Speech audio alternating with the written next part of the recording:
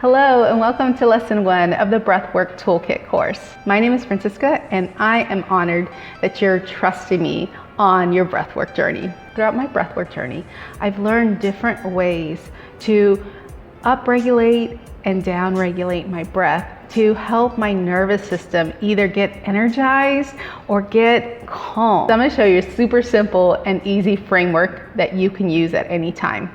Breathwork is something that I have fallen in love with over the last few years. Now, I won't go over conscious connected breathing in this toolkit course, but if you want to dive further, then you can check out the course in the information below the description box. But for this course, I am going to talk about how to use your breath to upregulate and downregulate your nervous system.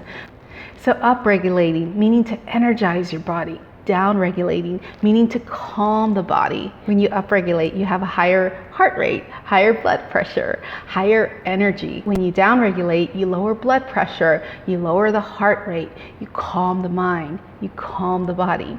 So sometimes in our life, you might have circumstances where you need to pump the energy up, like you're depressed or you're feeling really tired or lethargic, or it's first thing in the morning. And sometimes you need to calm down, like before a meeting or right before you go to bed. And there are other times where you need a bit of energy and calm, where you need maybe a more focused approach. So I'm going to show you a simple framework that you can use. Super simple, it's super easy. Inhales, excite, exhales, calm. The shorter the inhales or the exhales, the faster and the more upregulated you get. The longer and deeper inhales, longer and deeper exhales, the more calming you're gonna feel. So let's first talk about inhales versus exhales. Inhales bring in energy. They excite, they increase the heart rate, they increase the blood pressure, while exhales calm. Shorter, faster also excites. So short, fast inhales, short, fast exhales will upregulate, whereas long, deeper inhales and long, slower exhales will downregulate or calm. So that's the first part, inhales versus exhales. And if you think about it, when something happens and like you're holding your breath, like if you're waiting for a decision or you're waiting for something to happen, and as soon as you get like good news, what happens? You exhale, because that's our body's response to calming down. So while we're on that topic, let's talk about holding your breath versus taking breaths or breathing consistently. So holding your breath, what does that do to your body? It puts your body in a standstill, almost like a floaty feeling.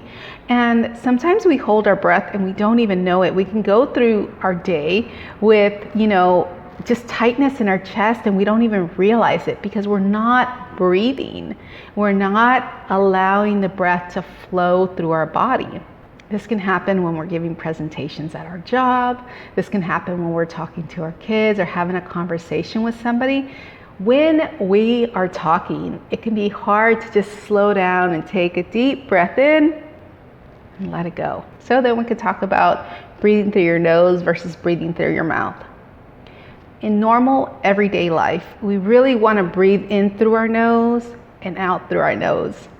But in breath work, there are different techniques that you can use. Sometimes breathing in through the nose and then out through the mouth, and sometimes breathing through an open mouth and out through an open mouth. So open mouth breathing we use during conscious connected breath work. And that type of breathing, you're really taking in lots of oxygen, but you're really offloading a ton of carbon dioxide too. So you might feel some lightheaded and dizziness there. And in some of these breathing techniques, I'll have you exhale through your mouth and inhale through the nose.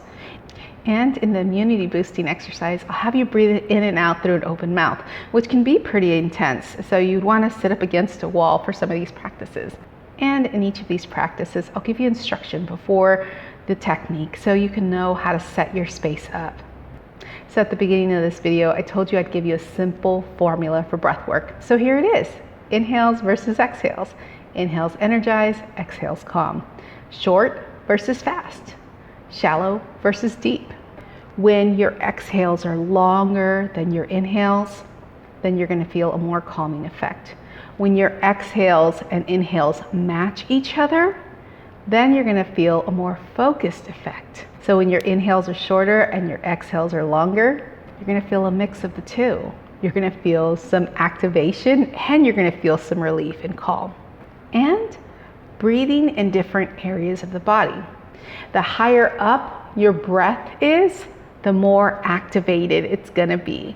The lower into your body the breath goes, the more calming it's going to be. So when you're breathing a diaphragmatic breath, that's that breath where you breathe into the diaphragm in between your lungs, that little space there.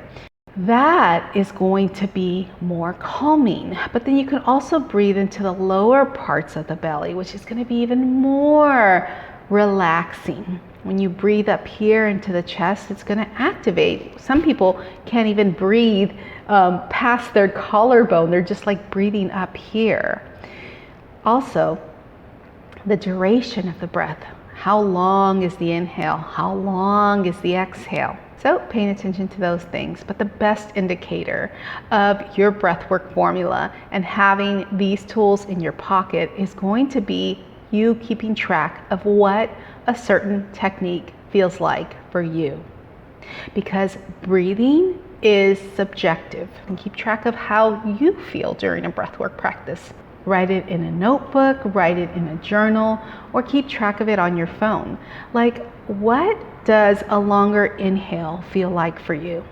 What may feel right to one person in one particular situation may not be right for you.